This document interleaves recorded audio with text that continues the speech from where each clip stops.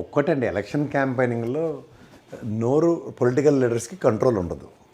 తర్వాత ఒక ముఖ్యమంత్రి స్థాయిలో ఉన్న ఒక వ్యక్తి వేరే రాష్ట్రంకి వెళ్ళి ఒక స్టేట్ పాలిటిక్స్ని కంపేర్ చేయడం ఏం లేదు. బీఆర్ ఎలక్షన్లో లోకేష్ కూడా ఇలాంటి అసందర్భ పేలాపన అక్కడ పేలితే తదనంతర పర్యవసానంలో ఢిల్లీతో లింక్ కట్ అయిపోయింది.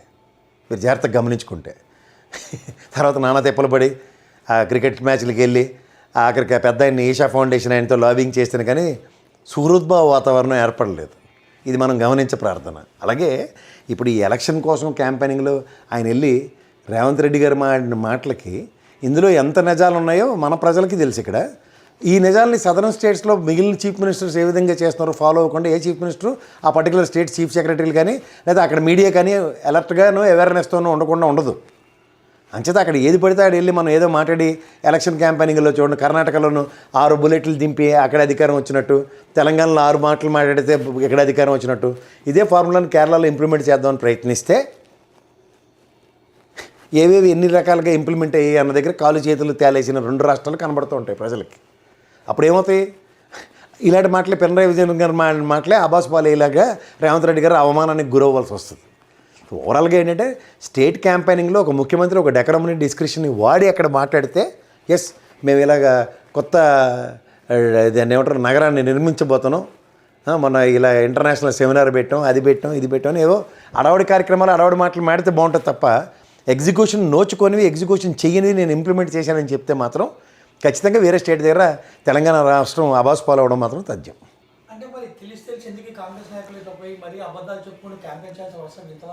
ఇప్పుడు మన దగ్గర ఏం లేనప్పుడు నీళ్ళకొండ ఎప్పుడైనా తొలుగుతుందో చెప్పండి, నిండుకొండ తొనకదు అంటారు.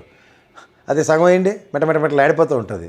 అలాగే నిండుకొండ తొనకదన్న ఫామ్లను ఎప్పుడైతే వాళ్ళు విస్మరిస్తారో దాని వచ్చే పర్యవసానాలు ఈ విధంగానే ఉంటాయి. తెలంగాణ ప్రజలు మోసపోయారు కాబట్టి మేము ఎక్కడికైనా వెళ్ళి మోసం చేయొచ్చాను కాన్సెప్ట్ని కనుక ఎస్టాబ్లిష్ చేసుకుంటే పినరాయి విజయన్ గారు గతంలో ఉమెన్ చాందీ గారు వర్సెస్ పినరాయి విజయన్ గారి కాన్సెప్ట్ కనుక ఎవరికైనా కేరళ రాజకీయాలు తెలిస్తే ఇప్పుడు కాంగ్రెస్లో అంత సేవా సత్వం అన్నాడు ఎవడు లేడు.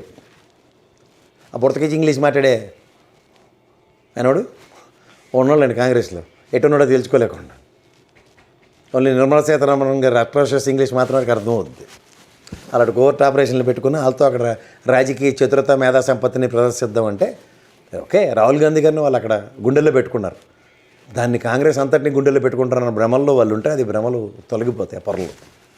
సరే విజయన్ గారికి అక్కడ ఛాన్సెస్ ఆర్ వెరీ హై. మళ్ళీ అంటే వాట్ హీ హాస్ డన్ అన్నది ట్రాక్ రికార్డ్. ఈ బీజేపీ అమ్ముల పొదులు పక్కల బలంలో దూరి ఏదో నాటకాలు ఆడినా సరే ప్రజలు అక్కడ చాలా విజ్ఞతను ప్రదర్శిస్తారు. లిటరసీ పర్సంటేజ్ చాలా ఎక్కువ.